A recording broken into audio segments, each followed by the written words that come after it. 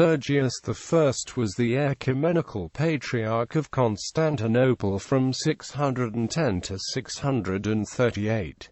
He is most famous for promoting Monothelite Christianity, especially through the Ecthesis. Sergius was born of Syrian Jacobite heritage. He first came to power as Patriarch of Constantinople in 610. He was also a known supporter of Emperor Heraclius, crowning Heraclius as emperor himself in 610. Sergius also provided support to Heraclius throughout his campaign against the Persians. Sergius also played a prominent role in the defense of Constantinople against the combined Avar-Persian Slavic forces during their invasion of Constantinople in 626. Sergius's connections to both political and religious authorities gave him to his influence in both the religious and political communities to further monothelitism as the primary formula of Christ within the Church. This was met with much opposition, especially from that of the Chalcedonian supporters Maximus the Confessor and Sophronius. In response to the resistance to accept the ideas of monothelitism, Sergius responded with the Ecthesis, a formula which forbade the idea that the person of Christ had two energies in favor of the idea that the person of Christ had two natures that were united by a single will. The Ecthesis was signed by Heraclius in 638, the same year that Sergius died. The Ecthesis would only be seen as an accepted doctrine for 2 years. The death of Pope Honorius I resulted in a significant reduction in monothelitism support. The Ecthesis was condemned in 640 by Pope John IV. Additionally, both Sergius and Pope Honorius I were condemned as heretics by the Church in 680 to 681 by the Third Council of Constantinople. Early career. It is believed that Sergius was already of some importance prior to being chosen as the Patriarch of Constantinople. Sergius was a deacon in Hagia Sophia in addition to be a guardian of the harbour. Sergius became the Patriarch of Constantinople on April 18, 610. Following the traditions of the Patriarch of Constantinople, it was Sergius who crowned Heraclius emperor in October of 610 and baptized Heraclius's daughter. Sergius also counseled Heraclius after the death of his wife Eudokia and prior to his marriage to Martina, Heraclius's niece. As such, Sergius developed a close relationship with the emperor, a connection that would serve him later on. In 614, the Persian army seized Jerusalem, in process damaging the Church of the Holy Sepulchre and capturing the True Cross, originally discovered by the Empress Helena. A counterattack was initiated against the Persians in 622 by Heraclius. Sergius provided the necessary wealth for the campaign to succeed through the funds of the Church. Sergius succeeded at this by reporting funds in the form of church revenues and vessels. It is even said that the bronze ox from the Forum Tauri was melted down to help provide materials for coinage. Sergius can also be credited with saving Constantinople's status as the capital of the Eastern Roman Empire. Constantinople had been suffering throughout the campaign against the Persians as grain was the primary source of food for the city, and Egypt, the provider, had been lost. Heraclius believed that moving the capital to Carthage would make it easier to provide the population with food. Attempting to save the empire enough money to allow Constantinople to remain the capital, Sergius traded the free bread citizens received in the city, a practice from older Roman times, as the government could no longer afford this, an idea that didn't logically work.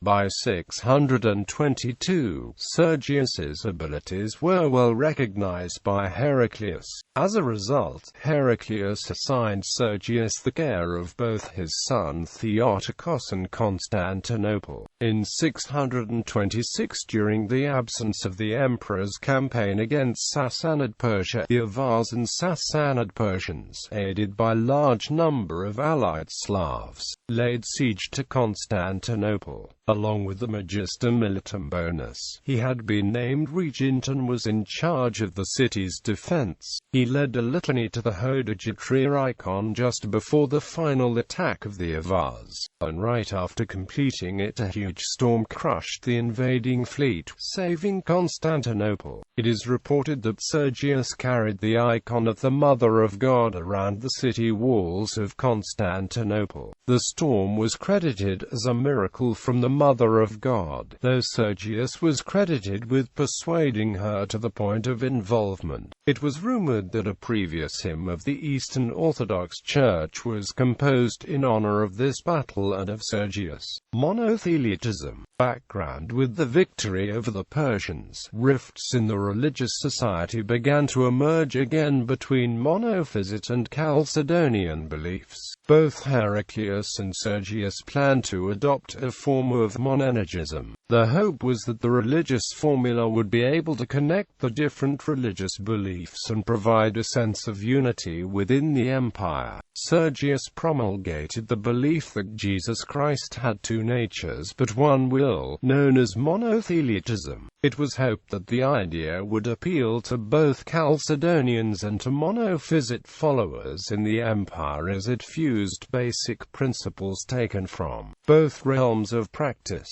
Initially, Sergius had success converting the patriarchs Athanasius and Cyrus of Alexandria and Antioch respectively. It was not until 633 that the Monothelites began to receive resistance from the Chaldeans, primarily from the monks Sophronius and Maximus the Confessor. In 633, Sophronius had left for Africa to dispute the doctrine that Cyrus has put upon the Egyptians. To this end, Sergius sent his archdeacon Peter to a synod in Cyprus in 634, hosted by Archbishop Arcadiosto and with additional representatives from Pope Honorius I. The anti-monothelite side in Jerusalem, championed by Maximus and Sophronius, sent to this synod Anastasius Apocrisiarius, pupil of Maximus, George of Rhaetian, a pupil of Sophronius, and two of George's own pupils, and also 8 bishops from Palestine. When the two sides were presented to the emperor persisted with monothelitism and so with Sergius. It was also at this point, around 633, that Sergius sought to stress the importance of monothelitism to Pope Honorius I. Sergius's letter to Honorius informed the Pope of the significance of the union achieved in Alexandria and for an agreement in how Christ's will should be viewed. Honorius ultimately agreed with the Sergius's belief, impressed at Sergius's ability to gain theological agreement in the Eastern churches, and confessed to Christ having only one will but two natures as well in his reply to Sergius. Honorius retracts from this position to a degree in a following letter to Sergius, believed to be a result of the synodical letter from Sophronius to Honorius.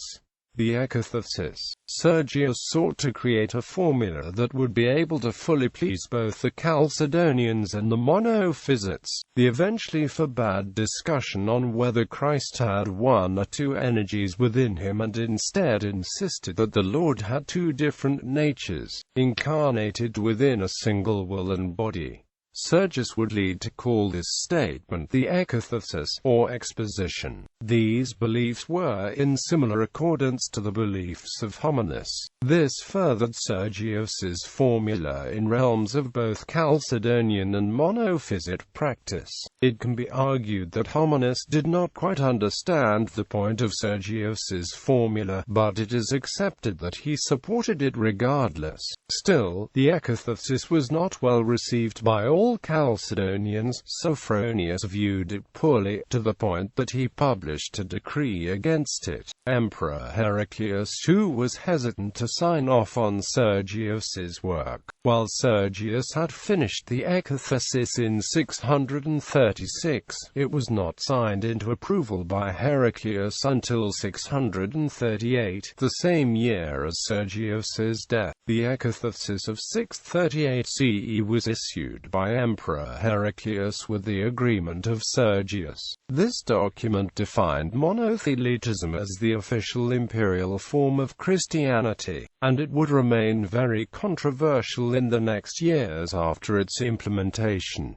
Effects of the Ecthesis. The initial effects of the Ecthesis were strongly felt throughout religious society. Sergius's successor, Pyrrhus, who Sergius had handpicked to take over, declared his confidence in monothelitism belief as the official imperial doctrine. Furthermore, the majority of the subsequent Eastern successors were of Monophysite faith, furthering the spread of monothelitism doctrine. Chalcedonian belief had been severely reduced and the remainder of its practice was in a critical state. This would all change the following year in a very contrasting way.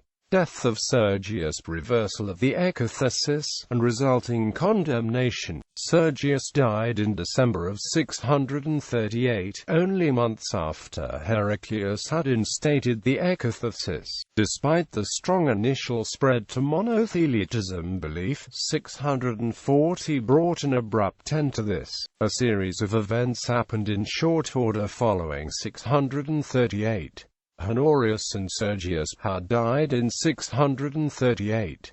First, the successor to Honorius, Severinus, showed strong resistance to accepting monothelitism belief. His successor, Pope John IV, was an even stronger opponent of the practice.